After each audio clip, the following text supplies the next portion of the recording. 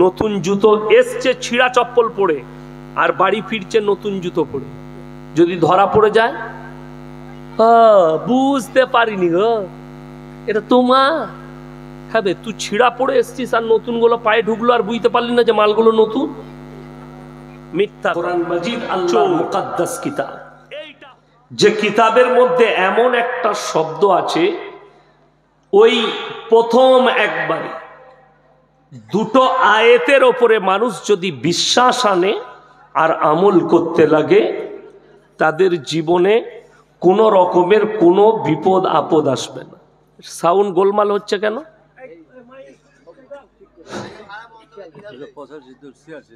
আমার ভাই, আপনাদেরকে অনুরোধ করছি, দুটো আয়াত কি, একটা হচ্ছে সূরা ফাতিহা, সবাই পড়ে না? পড়ে না? নামাজে আমরা পড়ি না?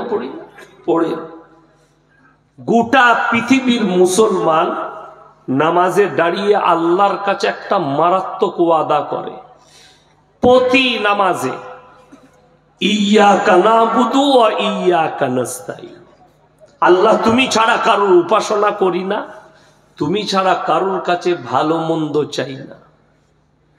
এরপরেও এক শ্রেণীর মুসলমানের বিশ্বাস আল্লাহর সৃষ্টির ওপরে, আল্লাহর সৃষ্টির ওপরে।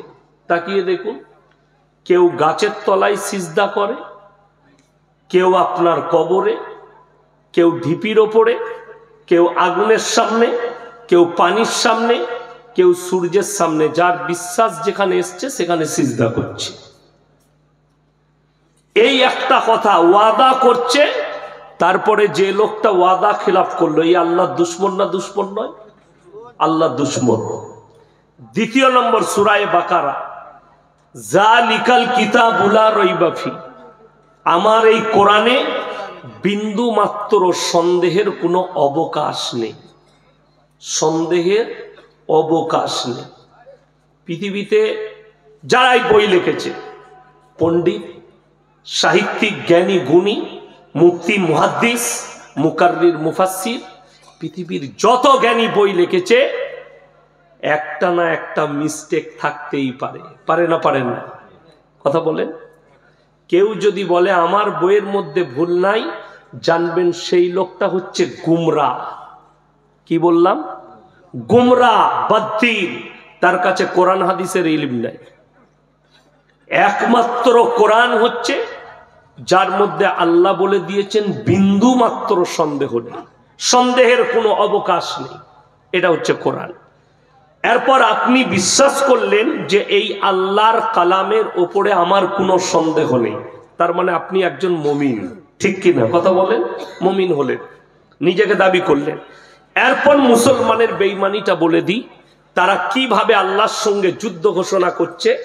আপনারা সকলে জানেন সুদ কি? সুদ খাওয়া কি? আচ্ছা, এরকম ব্যক্তি আছেন যে সে জানেন না যে সুদ খাওয়া হারাম? সবাই জানে না? জানে না? সবাই জানে। আশা করি তাহলে চাঁদপুরে সুদখোর নাই। কথাটা বুঝতে পারেননি? এরপর যদি বলেন সুদ খাওয়া হারাম, তুমি মৌলবি কে বলার? আমি বলিনি তো। কোন মৌলবীর কথা নয়, মুহাদ্দিসের কথা নয়, কোন মুকাররিরের নয়, মুফাসসিরের নয়, কোন মৌলবি, মোল্লা, পীর ফকিরের শিক্ষিতর কথা নয়। এটা কোরআন বলছে। ওয়াহাল্লাল্লাহুল বাইয়া ওয়া হাররামার রিবা। হে আমার নবী, তোমাদের জন্য সুদকে হারাম করেছি আর ব্যবসাকে আমি আল্লাহ হালাল করেছি। কোরআন। যখন কোরআনে আল্লাহ ডাইরেক্ট সুদকে হারাম করলেন, এরপরে যদি কোনো মুসলমান সুদ খায়, সে আর মুসলমান থাকবে না, আল্লাহর দুশমন হবে। আল্লাহর দুশমন যুদ্ধ ঘোষণা করেছে আল্লাহর সঙ্গে সুদ খেয়ে। এইটা জানার পরে যে মুসলমান সুদ খাচ্ছে, কিন্তু দুঃখ কি জানেন? আমাদের দেশের মসজিদে মদ খেয়ে প্রবেশ করা যায় না, গাঁজা খেয়ে যাওয়াই না, কিন্তু সুদ খেয়ে ফাঁস কাতারে নামাজ পড়া যায়। জুম্মার দিনে দেখতে পাবেন ওই মালকটা আতর লাগিয়ে ফাঁস কাতারে বসেছে। আমি বললি খারাম বলবি। এই সুদের বয়ান করছি, সকালবেলায় আপনার এলাকায় যতগুলো চায়ের দোকান আছে খোঁজ নিবেন, সকালবেলায় বলবে ওই মৌলবীকে দাওয়াত দেবে, ও বাজে মৌলবী। কোন মাল কটা গাল দিবে? সুদখোর কটা। দিবে না? দিবে না? তোমরা আমাকে গালি দিলে কোরআনের আয়াত পাল্টাবে? পাল্টাবে না। রাসূল সাল্লাল্লাহু আলাইহি সাল্লামের হাদিস শুনেলে নবীজি বললেন, কেউ যদি 1 টাকা সুদ খায় মায়ের সঙ্গে 36 বার জিনা করার সমান পাপ হবে। নাউজুবিল্লাহ বলে 36 বার। যারা সুদ খাচ্ছেন তাদেরকে অনুরোধ করছি, যাদের বিবিরা জানে আমার স্বামী সুদখোর, সেই মা দিকে বলছি তোমার স্বামীর হাত দুটো ধরে বলো, স্বামী আমার সবজি ভাত খাওয়াও হালাল ইনকাম করে, হালাল ইনকাম করো, সবজি ভাত দাও, দামি খাবারের দরকার নাই। আমাদের সমাজের লোক মনে করেছে টাকাটা হচ্ছে সমাজে মেটার করে, যার পয়সা বেশি তার সম্মান বেশি। এটা ভাবছেন তো? যারা ভাবছেন ভুল ভাবছেন, রং। আমাদের সমাজের সব থেকে কম বেতন কার? কথা বলেন না? ইমাম সাহেবদের। আমার মাদ্রাসায়, আব্বার মাদ্রাসার শিক্ষক, আমার বেতন 11,000। কত বললাম? 11। এই মৌলবি আজকে কালকেও আমি মুর্শিদাবাদে ছিলাম, আমি থাকতে পারতাম, কিন্তু আমার ফিরে যাওয়ার কারণ হচ্ছে আজ সকালে আমি অ্যাটেন্ড করেছিলাম 10টা থেকে আসানসোলে একটা গণবিবাহ। আমার বন্ধু, আমার কাছের মানুষ সাদরুদ্দিন ভাই, অনেক টাকার মালিক, তিনি এই গরিবের ছেলে মেয়েদের বিয়েগুলো নিজের খরচা করে নিজের সংস্থা থেকে দিলেন। চলে বলুন সুবহানাল্লাহ, বড় নেকির কাজ। এবং সেখানে 5 থেকে 6,000 লোককে খানা খাইয়েছে। তো আমার দাওয়াত ছিল, কাছের মানুষ, আমার মাদ্রাসায় যখন যা বলি দেয়। আমি স্টেজে গেলাম, আমি সকলকে চিনি না, কিন্তু সবাই আমাকে ইউটিউবে দেখেছে। আসানসোলের কোর্টের সব থেকে বড় উকিল তিনি ছিলেন, আমি তিনাকে জানতাম না। নামটা বলল, তিনি মাইকটা নিয়ে বললেন, ইনাকে আমি টিভিতে দেখেছি, মোবাইলে দেখেছি, আমি ইনার বক্তব্য শুনি, ভালো কথা রাখেন। তিনি একটা উকিলের কত টাকা হতে পারে? কোটি টাকা হতে পারে না? পারে, কয়েক কোটি টাকা। আমি কিন্তু গরিব মানুষ, মৌলবি, টাকা নাই, কিন্তু তিনি বলছেন ইনাকে চিনি। আর একজন ওই এলাকার কাউন্সিলর, তিনি বলছেন আমি ভাগ্যবান, এখানে ইয়াসিন সাহেব হাজির হয়েছে, আমি উনার খুব জলসা শুনি। আমি নিজেকে বললাম, আল্লাহ তোমার শুকর আদায় করে শেষ করতে পারবো না। রাসূলের হাদিস এত সত্য। নবীজি সাল্লাল্লাহু আলাইহি সাল্লাম হাদিস বর্ণনা করেছেন, আল্লাহর রাস্তায় দ্বীনের পথে যারা থাকবে মৃত্যুকাল পর্যন্ত ইজ্জতের রুজি দান করবেন। জোরে বলুন সুবহানাল্লাহ।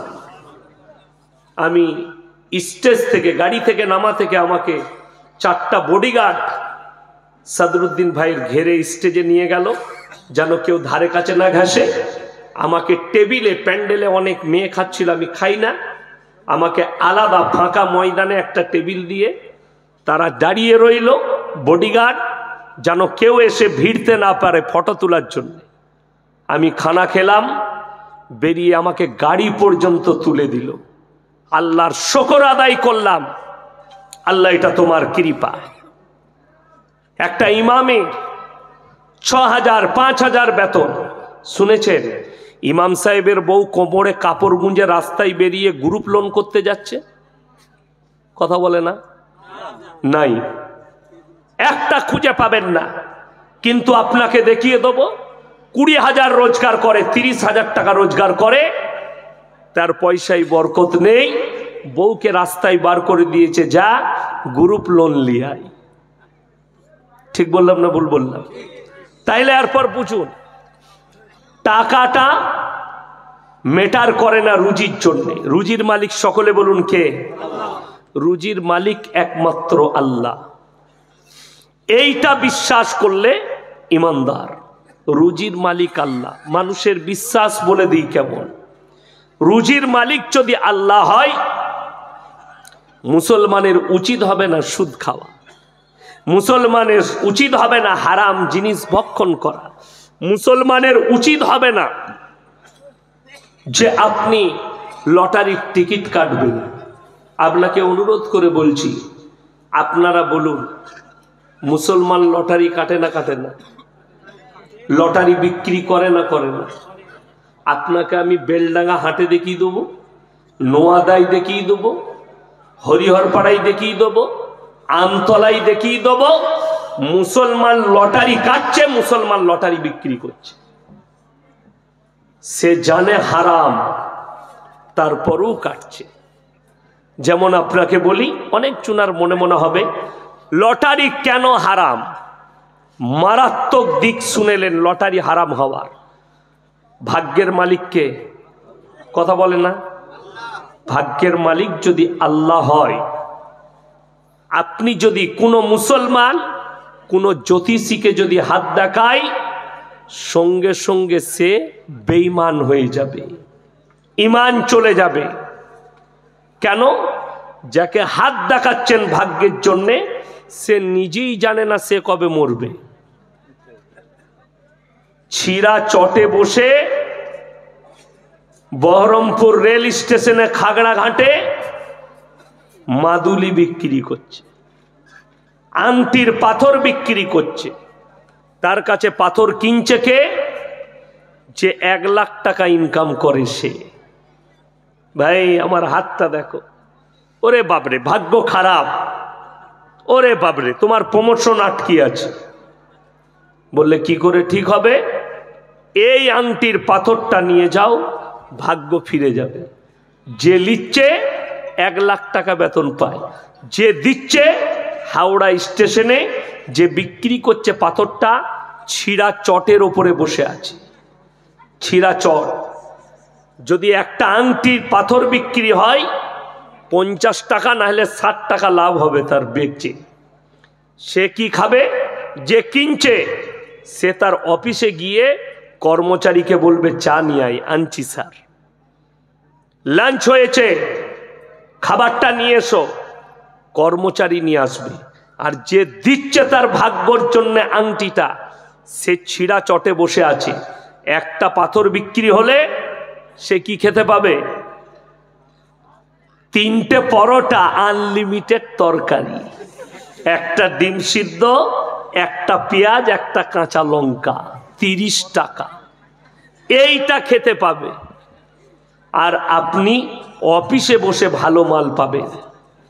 ভাগ্যটা কার খারাপ দেখেলেন? একবারও বলতে পারছে না ভাগ্যের পাথরটা যেটা আমাকে দিচ্ছিস ওটা তোর গলায় বাঁধ, কাল থেকে মমতা খালার পাশে থাকবি, তুই কেন ছিঁড়া চটে বসে? এটা বলার লোক নাই। যে লিচ্ছে তার দুর্ভাগ্য, যে লিচ্ছে 50,000 বেতন, যে দিচ্ছে ছিঁড়া চটে বসে আছে। এর থেকে দুর্ভাগ্য আর কিছু হতে পারে? হারাম।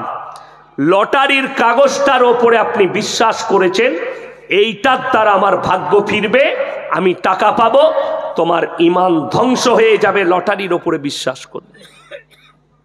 যারা মনে করছেন টাকায় সুখ আছে, সকালবেলায় একবার কলকাতা চলে যান, বেলডাঙ্গা থেকে ট্রেন ধরে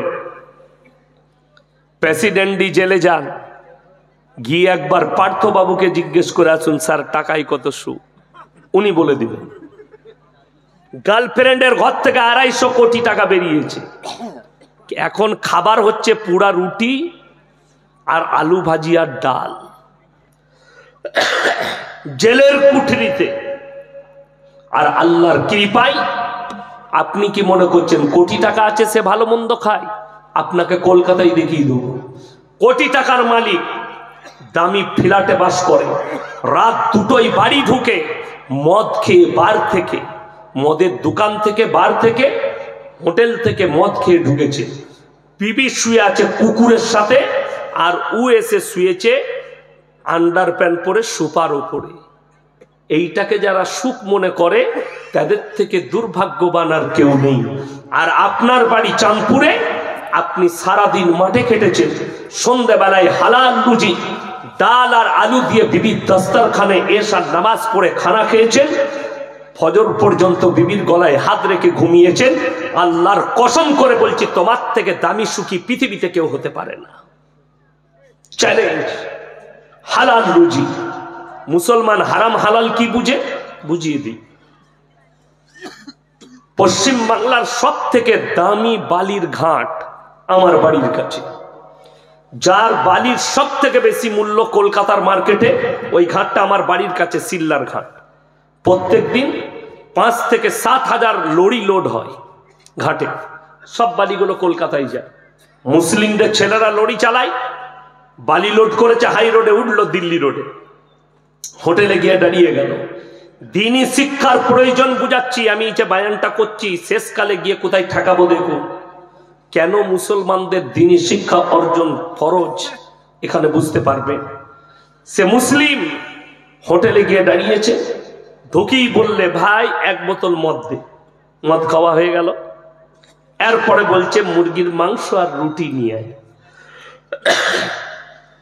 হোটেলের কর্মচারী বেচারা মুরগির মাংস আর রুটি এনেছে।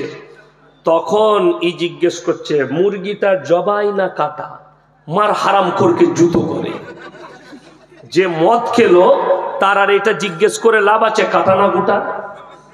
শুনেলেন, পৃথিবীর যতগুলো শেখকে দাওয়াত দিবেন দেন, আর গোটা পৃথিবীর মৌলবীকে আল্লাহর কসম করে বলছি, এক কাছে করুন। যদি আপনি হারাম খান, কোরআনে আছে, হাদিসে আছে, দোয়া কবুলিয়াতের জন্য প্রথম শর্ত যেটা রাখা হয়েছে ইসলামে, সেটা হচ্ছে হালাল খাবার, তবে আপনার হবে। সমাজের অবস্থা এত খারাপ, কিয়ামতের আলামত শুনবেন, মারাত্মক আলামত শোনাচ্ছি। যদি আপনার নোয়াদা বাজারে, আমতলা বাজারে একটা গরিবের ছেলে ভিক্ষা করে খায়, 10 টাকা যদি কারো পকেট থেকে চুরি করে, তাকে গাছে বেঁধে পিটায়, এটা চোর। ঠিক বললাম না ভুল বললাম? চুরি করেছে, গাছে বেঁধে পিটায়।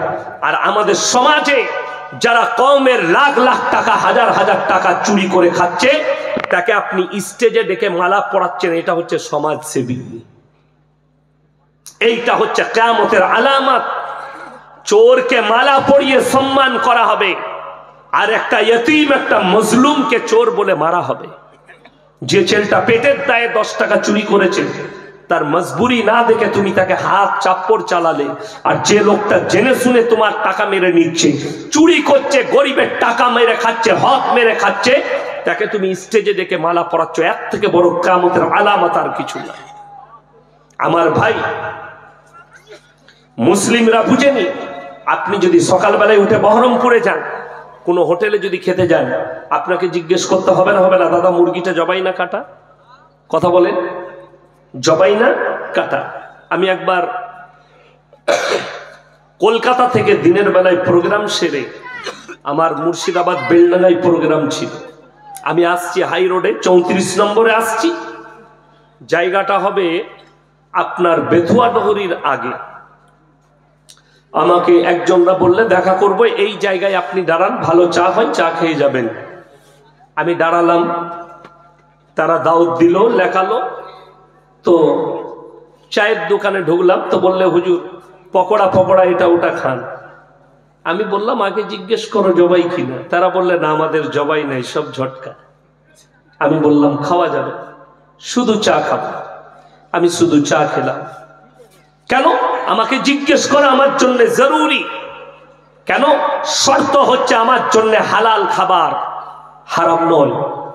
চলুন, সকালবেলায় উঠে আপনি আপনার মার্কেটে গেলেন, ইয়াসিন ভাই এসছিল, বলে গেছে যে জবাই করা মাংস খাবি। দোকানে গিয়ে বলছেন, ভাই জবাই করা মাংস দে। কিনছেন জবাই করা মাংস, কিন্তু টাকাটা আবার সুদের টাকা, সেই একই মাল দাঁড়িয়ে গেল। কথাটা বুঝাতে পারলাম? মুসলমান কেন এটা? খালি দিনী শিক্ষা না থাকার কারণে, দিনী চর্চা না থাকার কারণে আজকে মুসলমানের সম্পর্ক কোরআনের সাথে নেই, রসুলের আদর্শের সাথে নেই, রসুলের হাদিসের সঙ্গে নেই, আল্লাহ নবীর আখলাকের সঙ্গে আপনার সম্পর্ক নেই। যদি সম্পর্ক থাকতো, এই লোকগুলো পাগল হয়ে যায়নি যারা লম্বা জামা পড়েছে। আমরা পাগল। এখন অনেক ছেলে ফতোয়া দিচ্ছে, ফতোয়া লিখছে। ভাই প্যান্ট শার্ট পরে নামাজ হবে কিনা, গেঞ্জি পরে নামাজ হবে কিনা। কে বললো হবে না? নামাজ হবে, কিন্তু বেঈমান কাফেররা যে মেহনত করেছে সেই মেহনতে কখনো কখনো তোমার নামাজটা হারামও হতে পারে। কেন? প্রত্যেকটা জায়গায় যাবার জন্যে তার ইউনিফর্মের প্রয়োজন আছে। আপনি যদি বড় নার্সিংহোমে যান, আপনার পোশাকে ভেতরে ঢুকতে দিবে না, তাদের পোশাক পরতে হবে, ঠিক কি না বলুন? একটা নার্সিংহোমে গেলে তাদের পোশাক। আমি একটা ঘটনা শোনাই। আমাদের মার্কেটে মাংস বিক্রি হচ্ছিল, কিসের? মুরগির। কোনগুলো? শুধু বুকের কাছের হাড্ডির মাংসটা বিক্রি হচ্ছে। কারা করছে? শালিমার কোম্পানি, বিরাট বড় কোম্পানি, যাদের মুরগির মাংস বিদেশে এক্সপোর্ট হয়, সব বিদেশে চলে যায়। কোনগুলো? লেগ পিস আর ডানা কাটি, এগুলো সব বিদেশে এক্সপোর্ট হয়ে চলে যাচ্ছে। বুকের মালটা মার্কেটে বেচছে। আমার নজরে পড়লো, মাল কোথাকার? শালিমার কোম্পানির মাল। বিক্রি করতে পাবে না। আগে সেখানে খবর নেব জবাইটা হচ্ছে কিনা, শরীয়ত সম্মত হচ্ছে কিনা।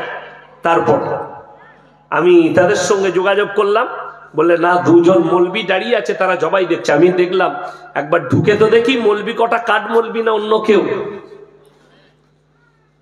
আমি বললাম আমি আপনাদের ওখানে যাচে যাব। জানেন গেটে ঢুকে কি বলল? আমাদের পোশাক আপনাকে পরে যেতে হবে ভেতরে, আমার এই পোশাক চলবে না, আমাদের ইউনিফর্ম আছে সেটা পরে যেতে হবে। আপনার এই পোশাক দেখলে আমাদের মুরগিগুলো যেগুলো চেনে ঝুলানো আছে তারা ভিড়কিয়ে যাবে, অর্থাৎ যেতে পাবেন না। আমি তাদের ড্রেস পরেই গেছি ভেতরে। ভেতরে কি ঘটনা ঘটেছে ওটা পরে বলবো, কিন্তু পৃথিবীর যতগুলো জায়গা আছে তারা তাদের ইউনিফর্ম ছাড়া ঢুকতে দিবে না। কেন? একটা কালচার আছে, ইউনিফর্মের একটা দাম আছে, মূল্য আছে তাদের কাছে। আর ইসলামের কোনো ইউনিফর্মের মূল্য নাই। বলে দিই, গত বছরে মুম্বাই যাচ্ছি, কলকাতা এয়ারপোর্টে দাঁড়িয়ে আছি, বোর্ডিং পাস করাচ্ছি। তো আমার জলসা শেষ হয়ে গেলে আমি 1 মাস 10 দিন 15 দিনের জন্য মুম্বাই গুজরাট চলে যাই, ওখানে কিছু প্রোগ্রাম সারি। আমি অন টাইমে প্রোগ্রামগুলো নিই, শুধুমাত্র বোম্বাই আর গুজরাটের প্রোগ্রাম করি, হায়দ্রাবাদের প্রোগ্রাম করি। তো আমি বোর্ডিং পাস করাচ্ছি, লম্বা লাইন। আমার সামনে যে ছেলেটা দাঁড়িয়ে আছে, যুবক ছেলে, সে এমন একটা প্যান্ট পরে আছে মনে হচ্ছে যেন খুলে পড়ে যাবে। তাকে আমি বললাম ভাইয়া थोड़ा ऊपर करो ना तो पीछे सब गड़बड़ हो जाएगा, मैं खड़ा हूं।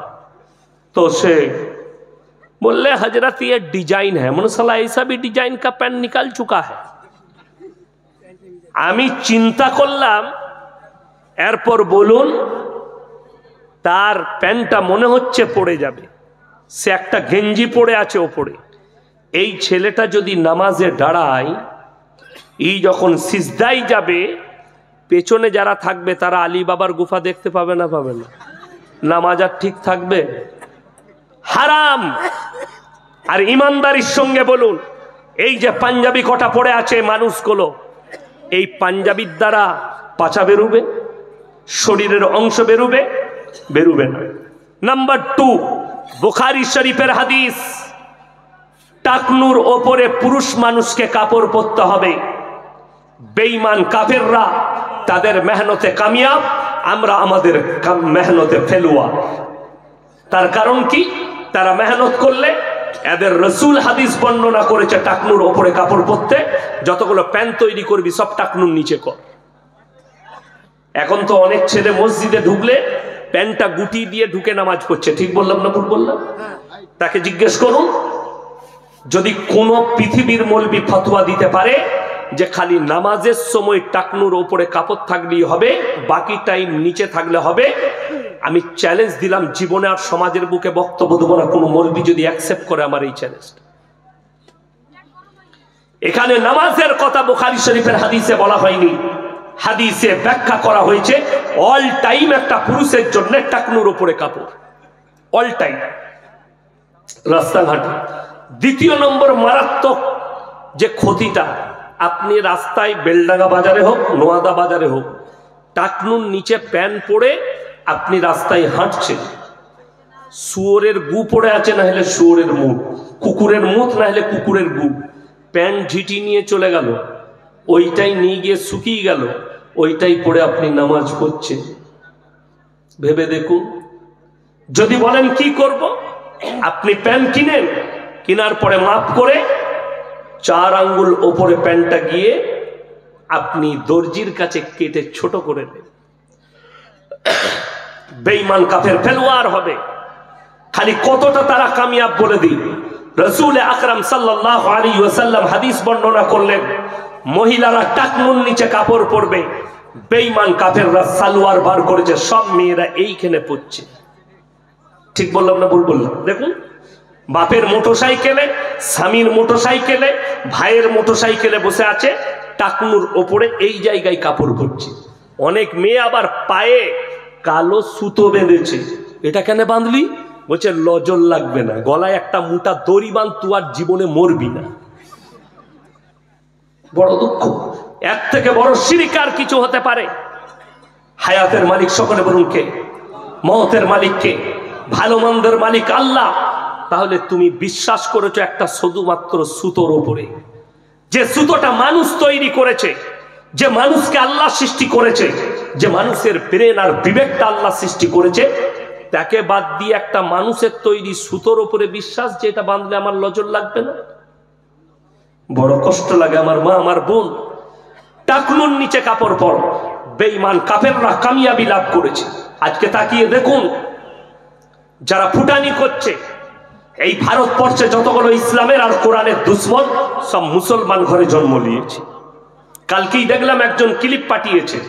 আমি 1 মাস আগে বক্তব্য দিয়েছিলাম, কলকাতার একটা উকিল আছে, বিজেপির পাট্টা পড়ে আছে গলায়, তার নাম হচ্ছে নাজিয়া ইলাই খান। আমি দেখলাম আমাকে গালি দিয়েছে, আমাকে বলছে আমি 1 চাপ্পর মারবো এই মলি সাহেবকে। আমি বললাম তুমি আমাকে চাপ্পর মারবি, তুই নিজে পড়ে যাবি। কথা বুঝতে পেরেছেন না? পারেননি? আমার ওজন আর তার ওজন, আর তুমি হচ্ছ দেহ ব্যবসায়ী। আল্লাহ নবী সাল্লাল্লাহু আলাইহি সাল্লামকে যারা গালি দেয় তারা কখনো বৈধ সন্তান হতে পারে না, অবৈধ সন্তান। আবার বলছি আমি, আর আমি চ্যালেঞ্জ ছুড়লাম এই হারামের औलाद के, नजिया इलाई खान, अगर हिम्मत है तो मेरा साथ एक मर्तबा बैठ के दिखा, इंशाअल्लाह मैं प्रूफ कर दूंगा तू मुसलमान है नहीं। हाथे लेके रेखेছে টাট্টু করে আমি মুসলমান, আরবিতে লিখেছে দেখাচ্ছে আমি মুসলমান আছি, এই দেখো আমার হাতে আরবিতে লেখা আছে। বড় কষ্ট লাগে। আচ্ছা, আপনাদের সবারই লেখা আছে আমি মুসলমান? প্রয়োজন আছে? এর কোরআন জানা দরকার ছিল। কোরআনে আছে আল্লাযীনা ইউমিনুনা বিল গায়ব, না দেখে আল্লাহকে বিশ্বাসের নাম হচ্ছে ঈমান। তোকে লেকে দেখাতে হচ্ছে তুই এত নোংরা যে আমি মুসলমান। আর ইয়াসিনকে দেখানোর প্রয়োজন নাই। যারা ইয়াসিনের বক্তব্য শুনবে, যারা আমাকে দেখবে, সেই বলে দিবে এটা মুসলমান। ঠিক কিনা কথা বলেন? আমার পরিচয় দিবার দরকার আছে? লিখে কেউ কি দেখাবার প্রয়োজন আছে? এত নোংরা মেয়ে তোকে দেখাতে হচ্ছে। আচ্ছা, চোর কখনো বলে যে আমি চোর, না বলে আমি ভালো? কথা বলে না? চোর সবসময় বলে না, বলে না আমি চোর নয়, আমি ভালো মানুষ। तो तुम मुसलमान नौश बोले तो के देखाते हो चले कि मैं मुसलमान हूं, और मैं मुसलमान हूं इसीलिए प्रूफ देने का जरूरत नहीं है। मेरे जुबान और मेरे कुरान और मेरे विश्वास अल्लाह पे है, और पूरा बांग्ला लोग এটা জানে। সে বলছে আমার নাম নিয়ে ভাইরাল হতে চাইছে, নাউজুবিল্লাহ। আমাকে ভারত বাংলাদেশ দেশ বিদেশের এমন কেউ নেই আমাকে চিনে না, আর তোকে আর ইনশাআল্লাহ ইয়াসিন একমাত্র আল্লাহর গোলাম। কার গোলাম আমরা? আরো জোরে বলুন, আল্লাহর গোলাম। আমার গলায় কোন রাজনৈতিক দলের পাট্টা লাগানো নেই, আর তোর গলায় কুত্তার মতো পাট্টা লাগিয়েছে কে? BJP RSS. যার কারণে শুনে নেন, কুত্তা দো কন্ডিশন মে ভোগতা है। কুকুর দুটো কন্ডিশনে চিল্লায়। এক তো কুকুর পাগল হয়ে যায় তখন চিল্লায়, দ্বিতীয় যখন তার পেছনে তার মালিক দাঁড়িয়ে থাকে তখন চিল্লায়। এই মেয়েটা প্রতিনিয়ত আল্লাহ রসুলকে গালি দিচ্ছে, নবীজিকে গালি দিচ্ছে। আল্লামা ইকবাল মারাত্মক কথা লিখেছেন, ইস ঘর কো আগ লাগি ঘর কি চিরাগ সে। মুসলমান, তোমরা নিজেদের ঘরে নিজের আগুন ধরিয়েছো। আজকে বলুন তো, কে জানেন না 5 ওয়াক্তের নামাজ পড়া ফরজ? কথা বলেন, সবাই জানে না? জানে না 5 ওয়াক্ত নামাজ পড়া কি ফরজ? আমি চ্যালেঞ্জ ছুড়ে বললাম, যদি এই নোয়াদা থানায় হিসেব করা হয় 100টার মধ্যে 85টা লোক বেনামাজি, নামাজ পড়ে না। অথচ রাসূলের হাদিস আছে, যার নামাজ নেই তার মধ্যে ইসলাম নেই। আপনি টুইটারটা খুলেন, মোবাইলটা খুলেন, ফেসবুক আর টুইটারে ভর্তি হয়ে গেছে 6ই ডিসেম্বর বাবরি মসজিদকে শহীদ করা হয়েছে। পোস্ট করছে, আমরা এই বেদনা কোনোদিন ভুলবো না। যে পোস্ট করছে সে কাঁদছে বাবরি মসজিদের জন্য, তার মসজিদ কাঁদছে তার জন্য, সে জীবনে মসজিদে নামাজ পড়তে যায় না। এটা কত দুঃখের বিষয়। আরে আমি একটা জলসাই বলেছি, বাবরি মসজিদ ভেঙে চলে গেছে, আল্লাহর যদি ইচ্ছা থাকে বাবার হাম তেরে মসজিদ মে ফির সে আজাদ দেंगे ইনশাআল্লাহ। এটা যদি আল্লাহর ইচ্ছা থাকে, ফের আজান হবে না? হবে না বাবরি মসজিদে? আল্লাহ চাইলে হবে, আল্লাহ চাইলে হবে। কে? আমি আপনি চাইলে হবে না। কে চাইলে? আল্লাহ চাইলে হবে। আল্লাহ যদি না চাই হবে না। এইটার উপরে বিশ্বাস রাখতে হবে, আল্লাহর উপরে।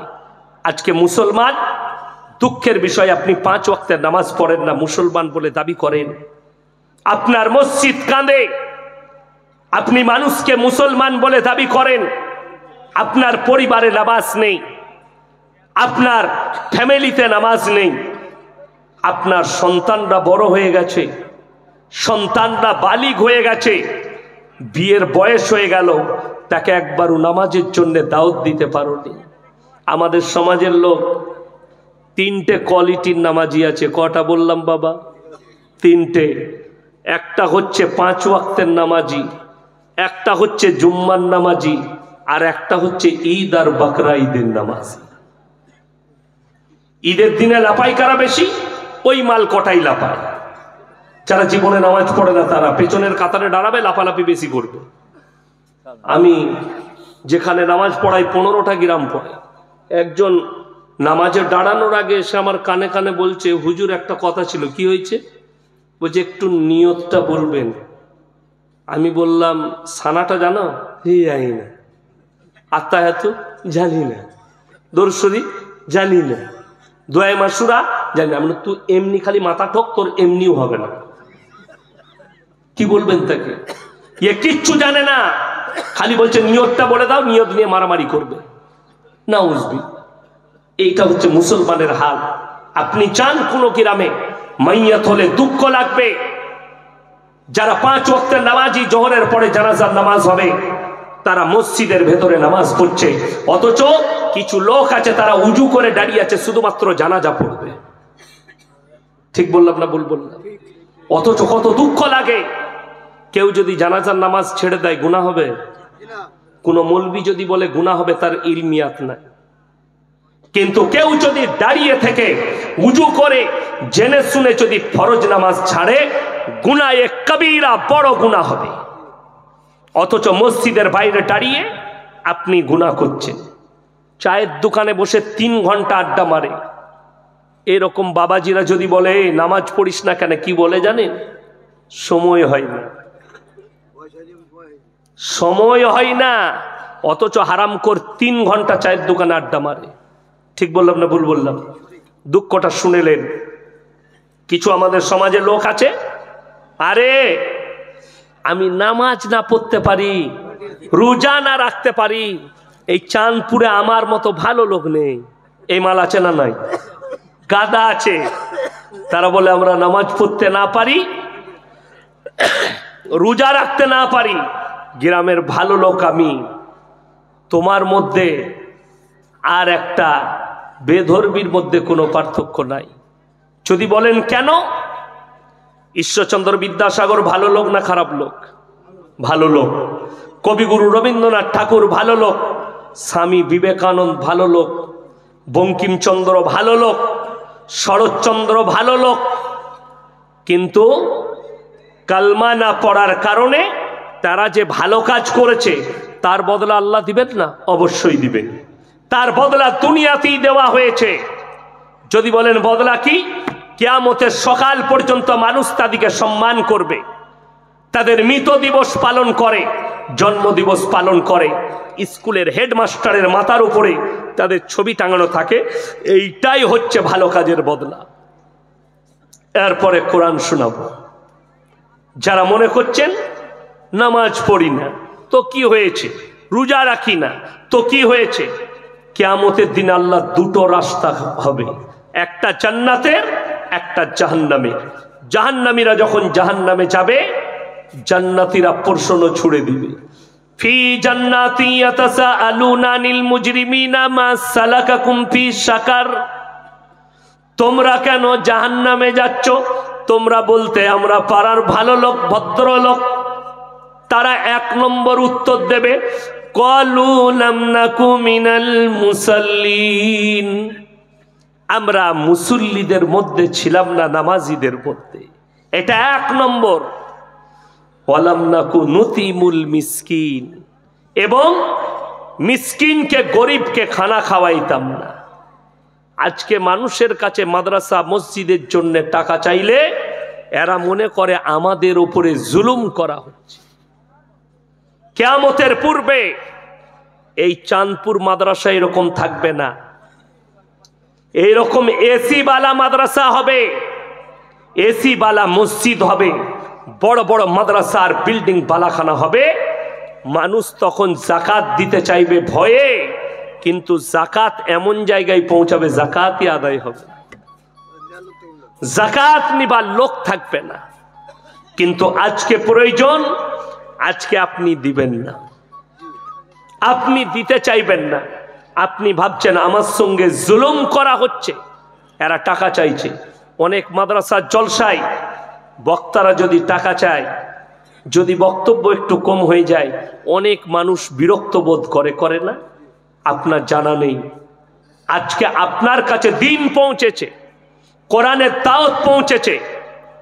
এই মৌলবীদের কৃতিত্ব নয়, শেখদের কৃতিত্ব নয়, কোন মুহাদ্দিসের কৃতিত্ব নয়। কৃতিত্ব হচ্ছে আল্লাহর নবী সাল্লাল্লাহু আলাইহি সাল্লাম এবং তিনার সাহাবীদের কুরবানি। এত বড় কুরবানি দিয়েছেন নবীজি সাল্লাল্লাহু আলাইহি সাল্লাম। খালি মক্কা নগরীতে এলান করেছেন, আল্লাহর তরফ থেকে বার্তা গেছে, ওমা ইউকরিদুল্লাহ কারদান হাসানা। আল্লাহর রাস্তায় কে কি দান করবে বলো? আল্লাহর নবী সাহাবীরা নিজেদের জান মালকে কুরবানি করে দিয়েছে, তারা পরোয়া করেনি, জান মাল কুরবান আল্লাহর রাস্তায়। আল্লাহর নবী সাহাবীরা দলে দলে যার কাছে যা থেকে এনে দিয়েছে, তারা নিজেদের জানের কুরবানি করেছে, মালের কুরবানি করেছেন।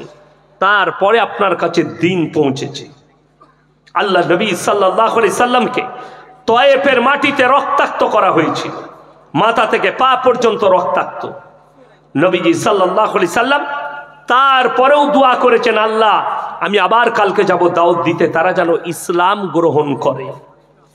আজকে জানেন আপনার তারা কেন একজন অমুসলিম ইসলামের প্রতি আকৃষ্ট হচ্ছে না? তার কারণ হচ্ছে আপনি আমি কোরআনটা স্টাডি না করার কারণে। যেমন বহু বক্তা আছে স্টেজে চেপে নিজের ধর্মকে বুঝাবার ক্ষমতা না থাকে নাই, আর পরের ধর্ম দেবদেবীকে নিয়ে পরচর্চা করে, লোকে দেবদেবীর জন্য উল্টো পাল্টা বলে। তারা কোরআনের হাদিসের জ্ঞান অর্জন করেনি। আজকে আমি আসানসোলে কোরআনটা শুনিয়েছি, এটা আল্লাহর বার্তা পৃথিবীর মুমিনদের জন্য, মুসলমানদের জন্য। ওয়ালা তাসুব্বুল্লাযীনা ইয়াদউনা মিন দুনিল্লাহি ফায়াসুব্বুল্লাহা আদওয়াম বিগাইরি ইলম। তোমরা কারো দেবদেবীকে গালি দিও না, কারো ধর্মকে গালি দিও না। অজ্ঞাত অবস্থায় সে তোমার আল্লাহকে গালি দেবে, তোমার ক্ষতি হবে। আপনি আপনার ধর্মটা বুঝান, আপনার ধর্ম সম্পর্কে তাদেরকে বুঝান, শিরকটা বুঝান, বেদাতটা বুঝান। ইব্রাহিম নবী সাল্লাল্লাহু আলাইহি সাল্লামের দাওয়াতটা তাদেরকে শুনিয়ে দেন যে ইব্রাহিম আলাইহিস সালাতু ওয়াস সালাম নিজের বাপকে দাওয়াত দিয়েছেন। কি বলে দাওয়াত দিয়েছেন? কোরআনে স্পষ্ট আছে, ইসকাল লিয়াবিহি ইয়া আবাতি লিমা তাবুদু মা লা ইয়াসমাউ ওয়ালা ইউবসিরু ওয়ালা ইউগনি আনকা শাইয়া। হে আমার আব্বাজান, আপনি যাদের উপাসনা করছেন, হাত পা নাড়তে পারে না, কথা বলতে পারে না, নিজস্ব কোনো ক্ষমতা নেই, আপনি এই রাস্তাটা হচ্ছে শয়তানের রাস্তা, এটাকে ছাড়ুন আর আমার আল্লাহকে বিশ্বাস করুন, আমাকে নবী হিসাবে মেনে নেন। এইটা হচ্ছে দাওয়াতের পদ্ধতি। আপনি বলুন, ইব্রাহিম নবীর বাপ দাউদ কবুল করেছিল? কথা বলে না, করেনি। তাহলে হিদায়েতের মালিক কে? আল্লাহ। আর তুমি কারু দেব দেবীকে গালি দেবে, সে তোমার ধর্মকে অ্যাকসেপ্ট করবে না, তোমার আল্লাহকে গালি দেবে। তুমি ভেবে দেখো, তোমার আল্লাহকে গালি দিয়ে বসবে, আর এটার জন্য পাপী হবে ওই বক্তা, ওই মৌলবি, ওই স্কলার হবে পাপী, গুনাহটা তার ঘাড়ে চাপবে। আল্লাহকে গালি খাওয়াচ্ছে, তুমি তোমার ধর্মকে বুঝাও। দেখবেন আমাদের দেশে, আমি 1 মাস আগে একটা প্রোগ্রাম হয়েছে পাকিস্তানে, আপনারা অনেকে দেখেছেন, অনেকে দেখেননি। সেই প্রোগ্রামে পৃথিবীর বড় বড় স্কলাররা হাজির ছিল। সেখানে আমাদের ভারতের একজন ইনভাইট ছিলেন, যদিও দেশ থেকে তিনি দেশ ছাড়া, ডাক্তার জাকির নায়েক। সেখানে আর একজন ছিল পাকিস্তানের মুফতি তাকি উসমানী, আর একজন ছিল মোল্লা তারিক জামিল, আর একজন ছিল মুফতি তারিক মাসুদ, আরবের চিন্দন শেখ ছিলেন। সেখানে একটা বড় সেমিনার হয়েছে পাকিস্তানে, সেখানে কিছু বিষয় নিয়ে আলোচনা হয়েছে। আপনি ডাক্তার জাকির নায়েকের বক্তব্যগুলো শুনেন, তিনি সব কিছুই বলেন, অন্য ধর্মকে বুঝায় যে তোমার ধর্মটা রং, কিন্তু গালি দিয়ে নয়। ঠিক বললাম না ভুল বললাম? পদ্ধতিতে বুঝায়, হিকমতের সঙ্গে বুঝায়। কোরআনে আছে তোমরা হিকমত লাও, হিকমতের সঙ্গে বুঝাও, কাজ হবে। আর তুমি যদি ডাইরেক্ট বুঝাতে চাও, জানেন মুসা নবী যখন ফিরাউনকে দাওয়াত দিতে যাবে, আল্লাহ কি বললেন? মুসা নবী বললেন, আল্লাহ ফিরাউনের মতো নেমক হারামকে দাওয়াত দিতে যাব, তাকে কি বলে দাওয়াত দেবো যে নিজেকে আল্লাহ দাবি করেছে? আমার আল্লাহ শিখিয়ে দিচ্ছেন তুমি কিভাবে দাওয়াত দিবে। কুলু কাউলাল লাইয়িনা, নরম করে বলবে, বিনয়ী ভাবে বলবে, ভালোবেসে বলবে। তার কারণ তোমাকে সে সন্তানের মতো লালিত পালিত করেছে, তুমি তাকে নরম করে বলো। কুলু কাউলাল লাইয়িনা, কোরআন নরম করে বলবে, গরম করে লয়, চটিয়ে লয়, ভালোবেসে বলবে, ভদ্রতার সঙ্গে বলবে, নম্রভাবে বলবে, বিনয়ীভাবে বলবে। আমার ভাই দাওয়াত কবুল করবে। আজকে শুনেলেন, এই ভারতবর্ষে কারো কাছে পৌঁছাতে হয় না। আমার এলাকায় চলুন, ইউটিউবার যারা আছো, আমার এই স্কেপটা কেটে দিবে। যতগুলো ইউটিউবার আছেন, আমার এই স্পিচটা কেটে দিবেন, তা না হলে আমার নামে কেস হতে পারে। শুনছেন তো ইউটিউবাররা? হ্যাঁ, আমার এলাকায় আল্লাহর কৃপায় একসঙ্গে 140 ঘরকে ইসলাম কবুল করিয়েছি। জোরে বলুন সুবহানাল্লাহ। কত বললাম? 140 ঘর দলিত ভাই ইসলাম কবুল করেছে। সরকার হিসেব বার করেছে 2015 থেকে 2021 পর্যন্ত 13 লাখ অন্যান্য ধর্মের মানুষ ইসলাম কবুল করেছে ভারতে। জোরে বলুন সুবহানাল্লাহ।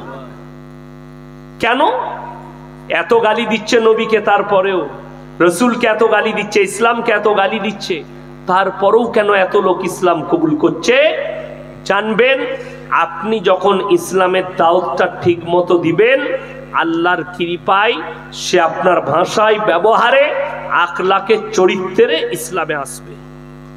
আমার গত বছরে 24 পরগনায় একটা জলসা ছিল, দক্ষিণ 24 পরগনা, জায়গাটার নামটা মনে নেই, ডায়েরিতে লেখা আছে। তো আমার পোস্টার ছেপেছে সেখানে, তারা মনে হয় আমার ছবিটাও দিয়ে দিয়েছে। সেই ছেলেটা দেখেছে, আমাকে ফোন করেছে, স্যার আমি একটা অমুসলিম ঘরের ছেলে, বাপের একটাই বেটা, আমি কলকাতায় অমুক ইউনিভার্সিটিতে পড়াশোনা করি, আমি ইসলাম কবুল করেছি, 5 বছর ধরে আপনার বক্তব্য শুনি। জোরে বলুন সুবহানাল্লাহ। আমাকে বললে আপনার সঙ্গে আমি দেখা করতে চাই, ওই জায়গায় কি দেখা করা যাবে? বলে অবশ্যই দেখা করব। বলে আমি নামাজও পড়ি, তারাবিও পড়ি, আমি রোজাও রাখি, কিন্তু আমার পরিবার এখনো জানে না। আমি বলে এসো। আমি যখন খানা খাচ্ছি সেই পরিস্থিতিতে ফোন করলো, স্যার আমি ঢুকে গেছি। আমি আমার ম্যানেজারকে বললাম ডেকে নিয়ে এসো কামরায়।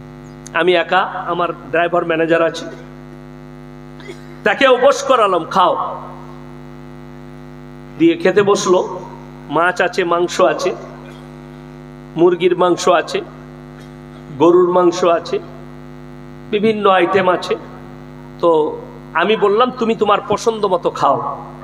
সে বলে স্যার আমি সবই খাই।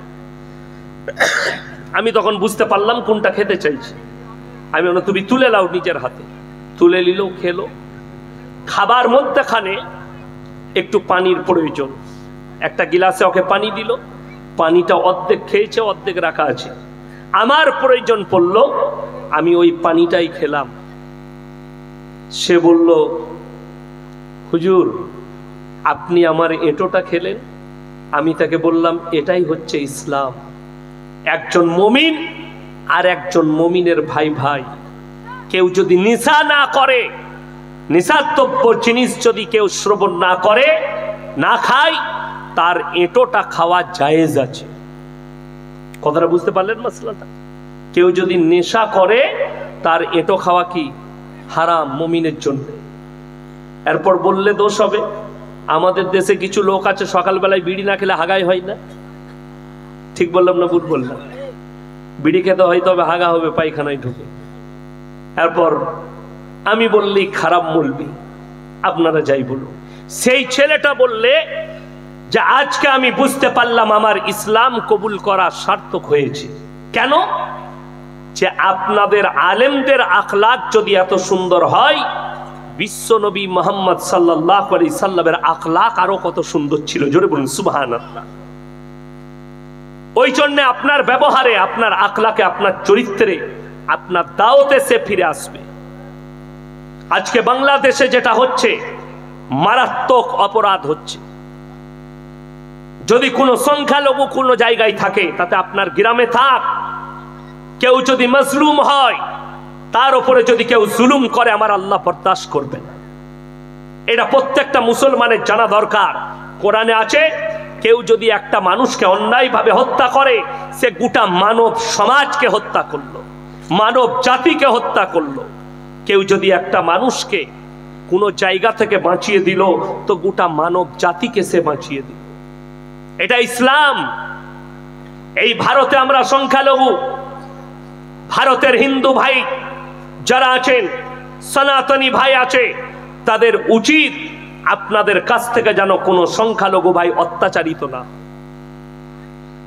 যেমন ভারতের উচিত, তেমনি বাংলাদেশের উচিত বাংলাদেশের মুসলমানের কাছে যে আমার সংখ্যালঘু হিন্দু ভাইরা আছে, তারা যেন অত্যাচারিত না হয়, পীড়িত না হয়। এটা খেয়াল রাখতে হবে। কেন? রাসূল সাল্লাল্লাহু আলাইহি সাল্লামের হাদিস, তোমরা দেখো না তোমার বাড়ির পাশে কে বসবাস করছে, সে দলিত হোক, আদিবাসী হোক, হিন্দু হোক, খ্রিস্টান হোক, সে যদি খেতে না পায়, ক্ষুধার্ত হয়, তাকে খাবার দাও। বস্ত্রহীন হলে বস্ত্র দাও, বিপদে পড়লে তার পাশে দাঁড়াও। এটাই হচ্ছে রাসূল সাল্লাল্লাহু আলাইহি সাল্লামের আদর্শ। তোমরা দেখো না কোন জাতের, সে বিপদে পড়েছে, পাশে দাঁড়া। রাসূলের হাদিস, বুখারী মুসলিমের হাদিস, রাসূল আকরাম সাল্লাল্লাহু আলাইহি সাল্লাম বললেন, তোমরা মুমিন ততক্ষণ হতে পারবে না যতক্ষণ পর্যন্ত তোমার কাছ থেকে তোমার প্রতিবেশী সুরক্ষিত নয়। আপনার পাশের বাড়ি যে আছে তাকে সুরক্ষা পেতে হবে। কিসের দ্বারা? আপনার ব্যবহার, আপনার আখলাক, আপনার ভাষা, আপনার চরিত্র, আপনার মিলামিশা, আপনার উঠা বসাই যেন সে সেফটি পায়। আল্লাহ নবী সাল্লাল্লাহু আলাইহি সাল্লাম সাহাবীদেরকে বললেন, তোমরা যারা বাড়ি তৈরি করছো, তোমার বাড়ির দেওয়ালটা এতটা উঁচু করো না যে তোমার পাশের গরিবের গরিবিটা না দেখতে পাও। নবীজি এত সুন্দর আদর্শ দিয়েছে। আমার আব্বাজি শোনায়, মাঝে মাঝে বলেন, আমি যখন এই গ্রামে ইমামতি করতাম, আমার আব্বাজি যখন ইমামতি করতেন, ওখানে 4500 বসতি এখন আছে গ্রামটায়, সব মুসলিম। ঐতিহ্য কি জানেন? আপনাদেরকে মুর্শিদাবাদে দেখিয়ে দেবো। একটা গ্রামে 500 ঘর বাস করে, 5টা মসজিদ আছে। ঠিক বললাম না ভুল বললাম? 5টা মসজিদ। ওর সঙ্গে আর মিল নাই, ওর সঙ্গে আর মিল নেই। ও আর মসজিদে যায় না, ও আর মসজিদে যায় না। আমার গ্রামে আসুন, আমার মাদ্রাসায় আসুন। আমার 4500 বসতিতে একটাই সমাজ, একটাই মসজিদ, কোনো পাড়ায় ওয়াক্তিয়া মসজিদও নাই। আল্লাহর কৃপা, সব এক জায়গায় নামাজ পড়ে। আপনাকে বলি, আপনার দ্বারা কেউ যেন কষ্ট না পায়, আপনার দ্বারা কেউ যেন ব্যথিত না হয়।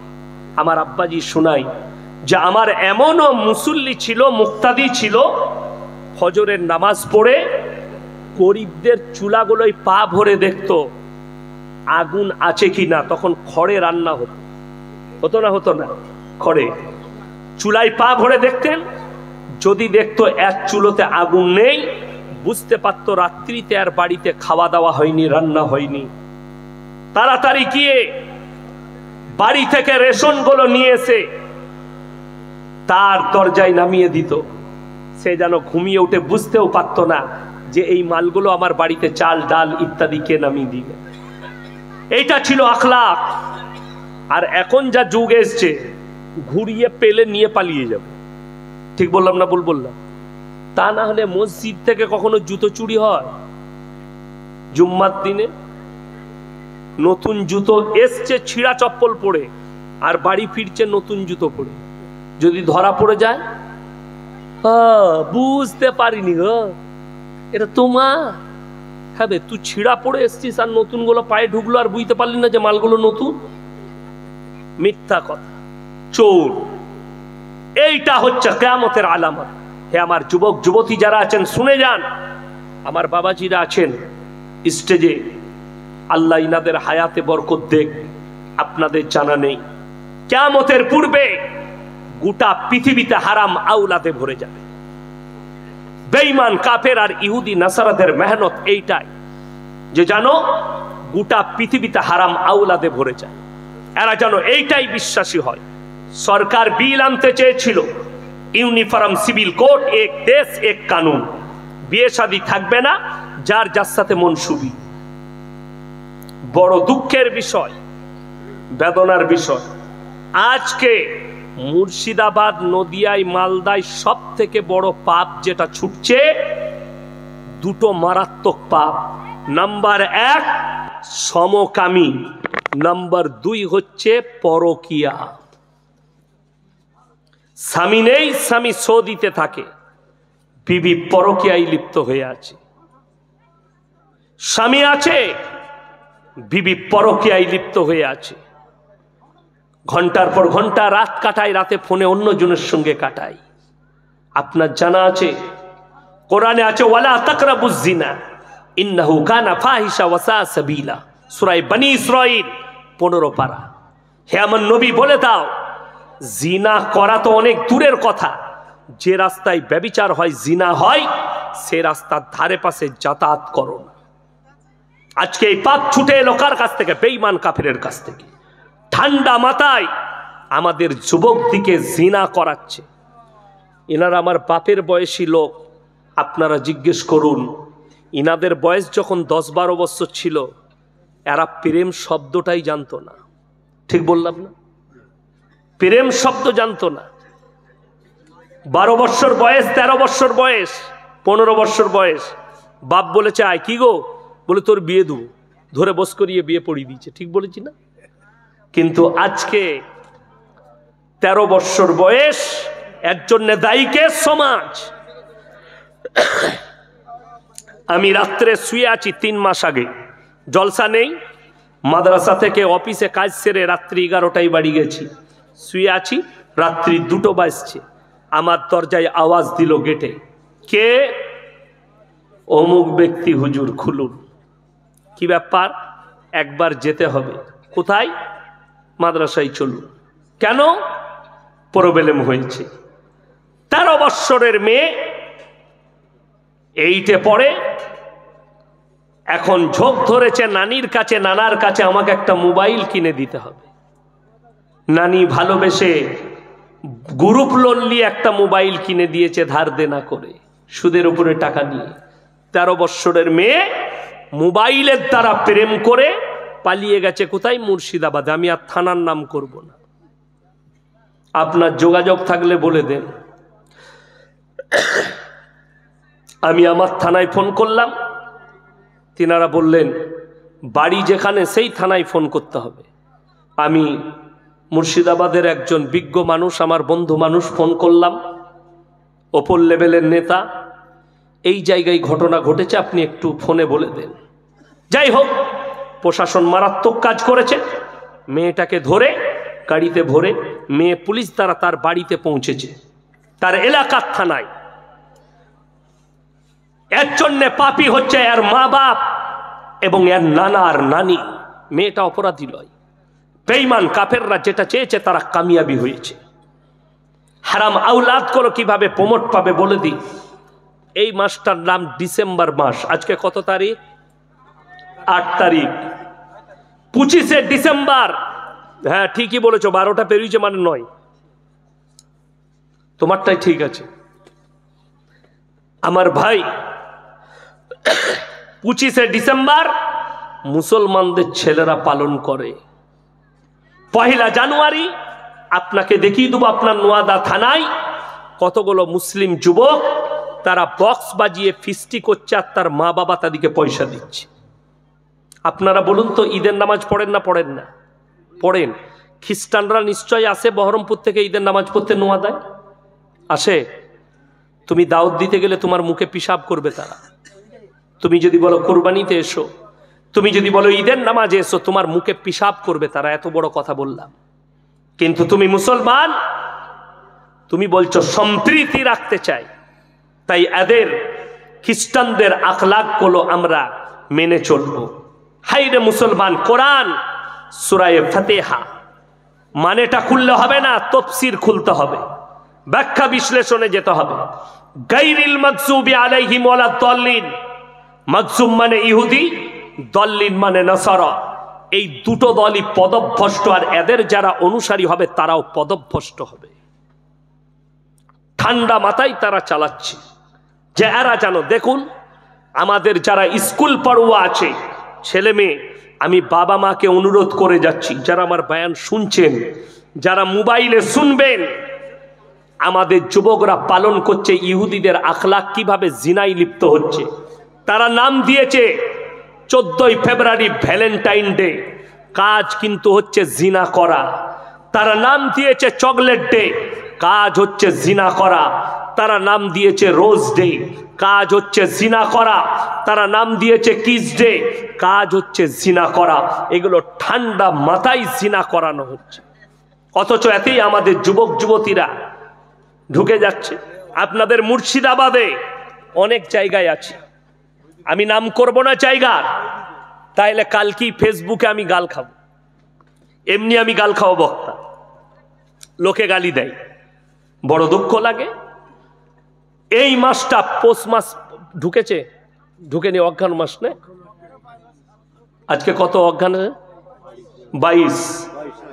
আচ্ছা 22 তারিখ পৌষ মাস আসবে, মাঘ মাসের 1 তারিখ। মাঘ মাসের কত বললাম? 1 তারিখ। কোথাকার কোন ভণ্ড একজন কাজী সাহেব ছিল, পীর সাহেব, এই 1 তারিখটা হচ্ছে কিছু মানুষের ওরস। মুর্শিদাবাদ, বর্ধমান, নদিয়া, বীরভূম, বাঁকুড়া, পুরুলিয়া, এই পৌষ মাসের মাঘ মাসের 1 তারিখে কারা গোসল করে? সংক্রান্তি পালন হয়। অমুসলিম ভাইদের একটা পরব আছে, সেটাকে মকর সংক্রান্তি বলে। আপনারা জানেন এই দিনে আমি আমার বর্তমান জেলায় আপনাকে প্রমাণ দেবো, বানানো গল্প নয়। মুসলিমদের মেয়েরা সকালবেলায় মাথা ধুচ্ছে, গোসল করছে। বলে কেন? কাজী সাহেবের ওরস। মাথা ধুয়ে দিলে এরপরে পিঠে করবে, হালুয়া রুটি করবে। কালকে আমাকে একজন বক্তব্য পাঠাইছে মুর্শিদাবাদের এক ভণ্ডর, জিলাপি হুজুরের। তিনি উদ্দেশ্য করে বলেছে আমাকে যে এদের তকদিরে হালুয়া রুটি নাই। কে বললে আমরা হালুয়া রুটি খাই না? আমরা হালুয়া রুটি খাই না, খাই, কিন্তু হালুয়া রুটিটা পরব হিসাবে খাই না, খাবার হিসাবে খাই।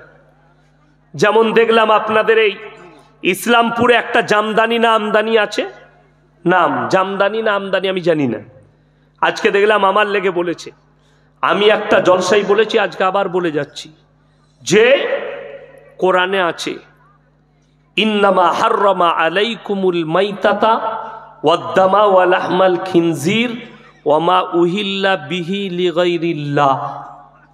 প্রবাহিত রক্ত, মরা জন্তুর মাংস, শুয়োরের মাংস, আল্লাহ ব্যতীত অপরের নামে উৎসর্গিত জিনিস তোমাদের জন্য হারাম করা হলো, আল্লাহ ব্যতীত অপরের নামে।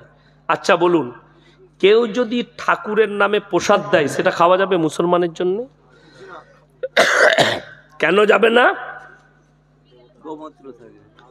হ্যাঁ, আচ্ছা যদি গোমূত্র থাকে, ওপরের মালগুলো ফেলে দিলে তো তলার গুলো খাওয়া যাবে, তাই না? প্রবলেম এইটা নয়, গোমূত্রটা প্রবলেম নয়। আমি জানিও না গোমূত্র দেয় কিনা, আমার জানা নাই ওই ধর্ম সম্পর্কে, কিন্তু প্রবলেমটা হচ্ছে আল্লাহ ব্যতীত অপরের নামে উৎসর্গ করার কারণে। এটা হচ্ছে কোরআন, নো গোবর নো মুখ, এটা কোরআনে নেই, এর সাথে কোনো সম্পর্ক নেই। কোরআনে যেটা আল্লাহ নিষেধ করেছেন, আল্লাহ ব্যতীত ঠাকুরের নামে, গাছের নামে, পীরের নামে, ঢিপির নামে, যে কোনো ব্যক্তির নামে যদি উৎসর্গ করা হয় আল্লাহ হারাম বললেন। কোরআনের আয়াত যদি কারো কাছে মানে থাকে, মোবাইলে মানে কোরআন থেকে খুলেন, সূরা বাকারা। চলুন এর পরের আয়াতটা, ফামানিতুররা গায়রা বাগিন ওয়ালা আদিন ফালা ইসমা আলাই ইন্নাল্লাহা গফুরুর রহিম। বাগিউ শব্দের অর্থ হচ্ছে ক্ষতিগ্রস্ত। একটু পানি ঢালেন তো,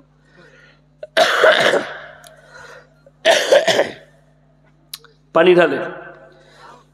হ্যাঁ, বাগিউ শব্দের অর্থ হচ্ছে ক্ষতিগ্রস্ত। বলে দিই, এমন কোন জায়গায় পৌঁছে গেছেন, ধরেলেন আফ্রিকার জঙ্গলে পৌঁছেছে, ওইটা খুলতে হবে। আপনি দেখুন, আপনি দেখুন, ছেড়ে দেন, ছেড়ে দেন, আপনি ছেড়ে দেন। হ্যাঁ, এই ওপরটা খুলো। হ্যাঁ, নেই, বাস এই কাপে দেন, কাপে একটু দেন।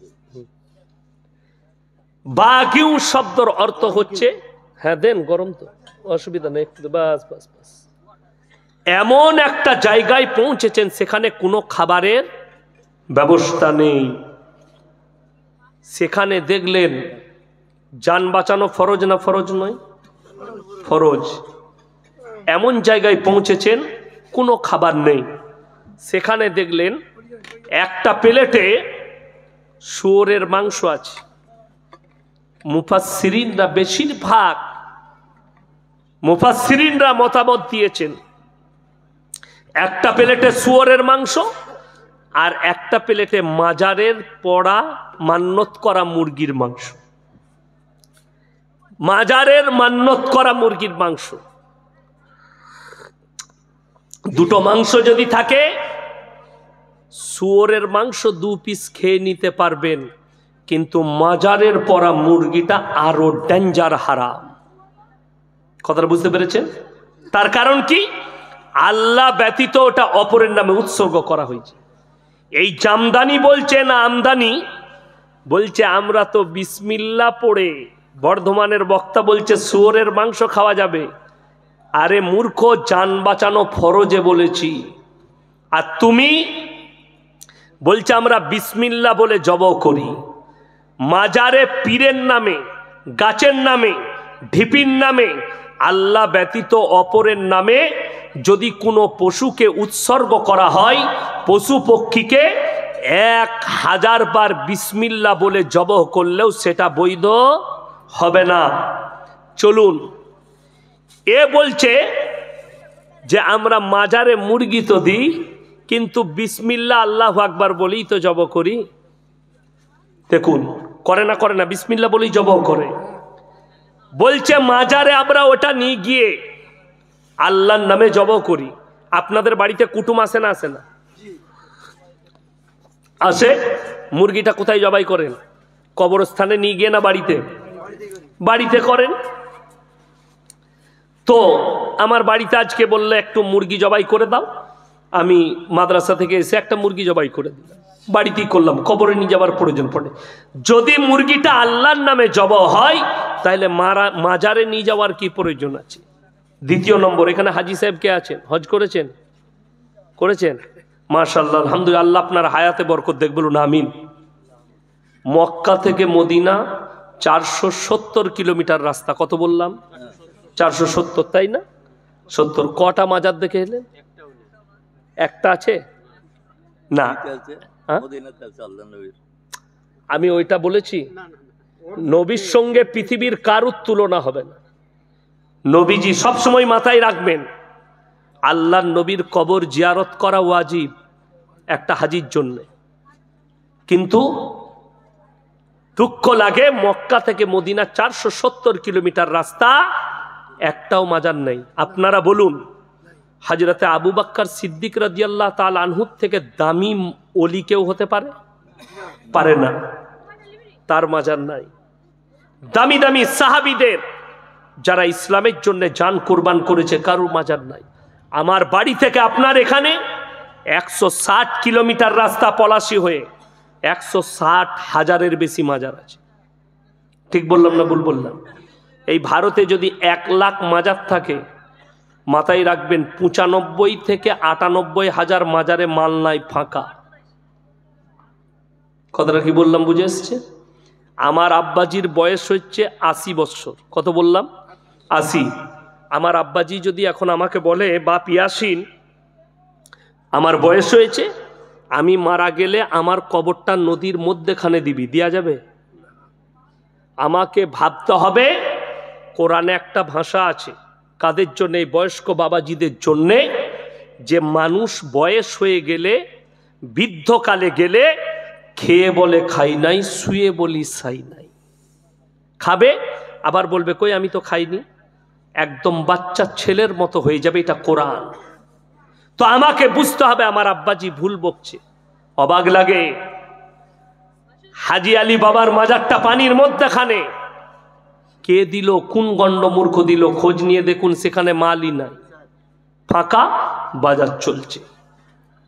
এইভাবে হাজার মানুষ শিরকে ডুবে আছে, বেদাতে ডুবে আছে।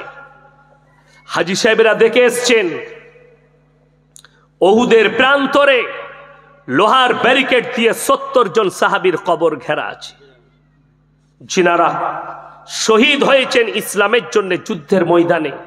সেখানে এমন একজন সাহাবী শুয়ে আছেন, তিনি হচ্ছেন নবীজি সাল্লাল্লাহু আলাইহি সাল্লামের চাচা যান হযরতে আমির হামজা রাদিয়াল্লাহু তাআলা, যিনার বুকটা চিড়ে কলিজা থটটা বার করে যুদ্ধের ময়দানে চিবিয়েছিল, তার নাম হিন্দা। আল্লাহ তিনাকেও ঈমান দান করেছিলেন। এরপর ভেবে দেখুন, দুঃখ লাগে। আমাকে একজন ফোন করে বলছে, তুমি পীর বিরোধী লোক। আমি বললাম আমি সিস্টেম বিরোধী লোক, আমার সব থেকে বড় পীর হচ্ছে আমার বাবা। পীর শব্দের অর্থ কি? বয়োজ্যেষ্ঠ। পীর শব্দের অর্থ বয়োজ্যেষ্ঠ। ইনাকে সম্মান করার দায়িত্ব আমার। ইনারা আমার বাপের বয়সী। বড়কে সম্মান করো, ছোটকে স্নেহ করো, রাসূল সাল্লাল্লাহু আলাইহি সাল্লামের আখলাক। বড়কে সম্মান, ছোটকে স্নেহ। ইনারা আমাকে স্নেহ করবে, আমি ইনাদিকে সম্মান করব। ভক্ত ভালো, অন্ধভক্ত ভালো নয়। ভক্ত ভালো, অন্ধভক্ত ভালো নয়। মাথায় রাখবেন, পৃথিবীর একটা বক্তাও, একটা মৌলবীও, একটা মুহাদ্দিস, একটা জ্ঞানী ভুলের ঊর্ধ্বে কেউ নয়। কথাটা বুঝতে পেরেছেন না পারেননি? ভুলের ঊর্ধ্বে কেউ নয়। মানুষ মাত্রে ভুল হতে পারে। নবীরা নিষ্পাপ, নবীরা জান্নাতি, এটা আল্লাহ নিজে বলেছেন। নবীদের কথা ব্যতিক্রমী, বাকি যারা আছে সকলের জন্য এক মাসলা, ভুলের ঊর্ধ্বে কেউ নয়। অর্থাৎ আপনি সম্মান করুন। যেমন আপনাকে বলি, একজন, আমি হুগলি ডিস্ট্রিক্টে মাস 2-1 আগে জলসা করছি, জায়গাটার নাম হচ্ছে তারকেশ্বর।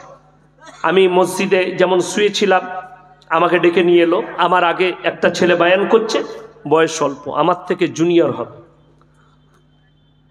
বায়ান কি চলছে, আমি তখন এরপর উঠে পিসাব করে মুখে পানি দিয়ে রেডি হয়ে স্টেজে আসছি, আর সে বক্তব্য দিচ্ছে। বাবাজিরা, মায়েরা, বোনেরা, বড় পীর আব্দুল কাদের জিলানী রহমতুল্লাহ আলাইহি দস্তরখানে বাবাজি খানা খেতে বসেছেন, আর দস্তরখানে তিনি দেশি মুরগি দিয়ে ভাত খাচ্ছেন। বাবাজিরা, দেশি মুরগির মাংসগুলো খাচ্ছেন আর হাড্ডিগুলো এক জায়গায় রাখছেন।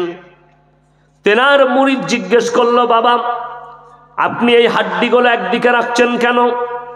তিনি বললেন, হে আমার বাপ, হে আমার মুরিদানরা, শোনো, আমি এই হাড্ডিগুলো এক জায়গায় রাখছি, আমি বড় পীর এই মুরগিটা খাওয়ার পরে মুরগিটাকে আবার জীবিত করার ক্ষমতা রাখি। জোরে বলুন নাউজবিল্লাহ। বলেন না নাউজবিল্লাহ। এই কথাটার উপরে বিশ্বাস আনলে ঈমান চলে যাবে। কেন?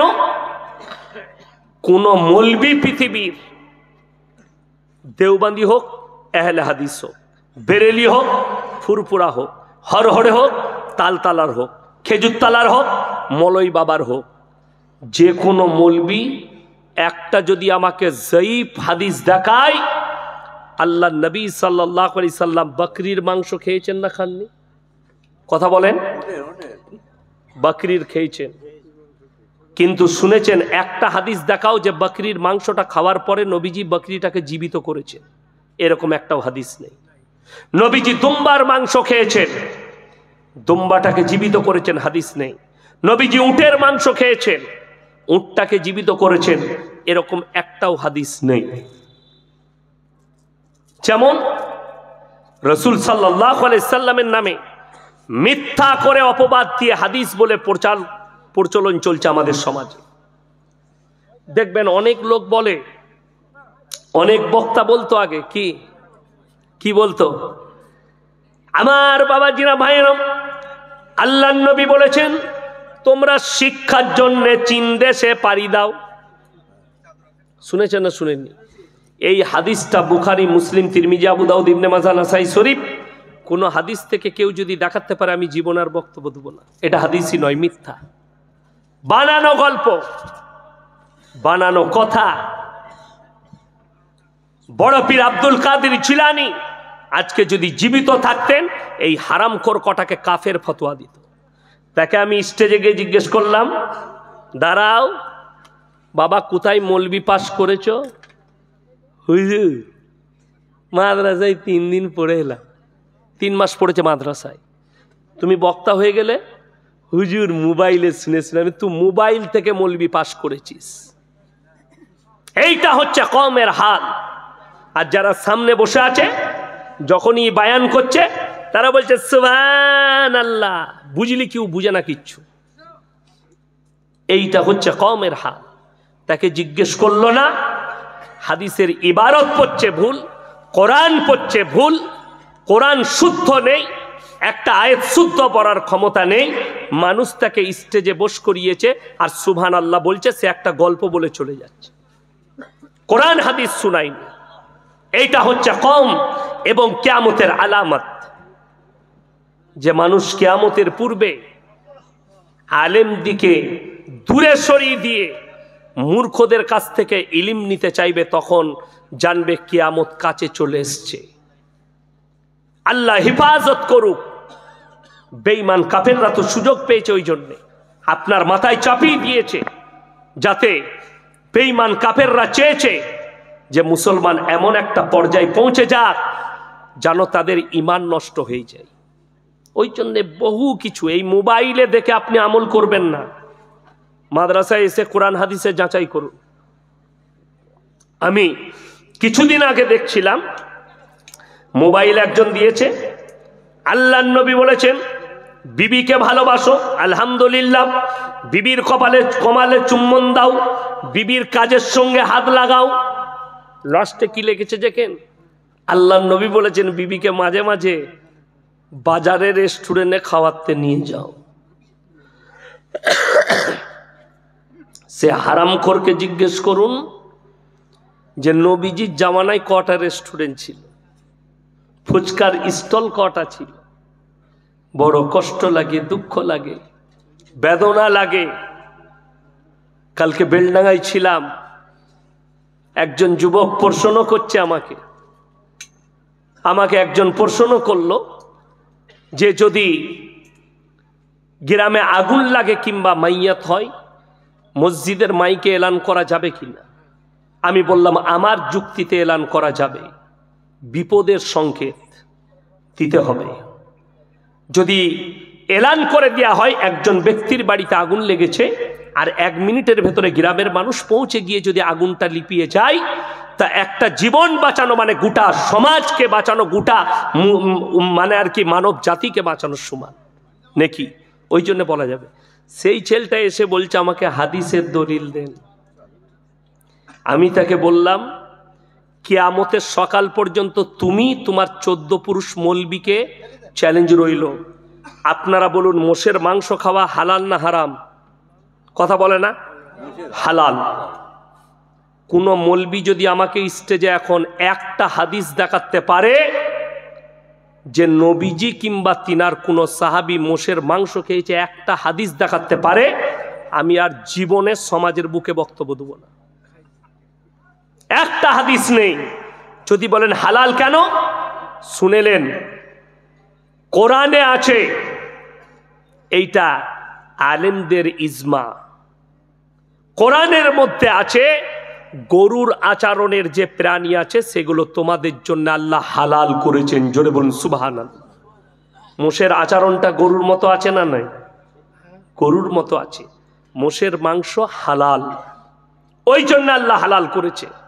তাকে আমি বললাম তুমি কিয়ামতের সকাল পর্যন্ত হাদিস আনতে পারবে না।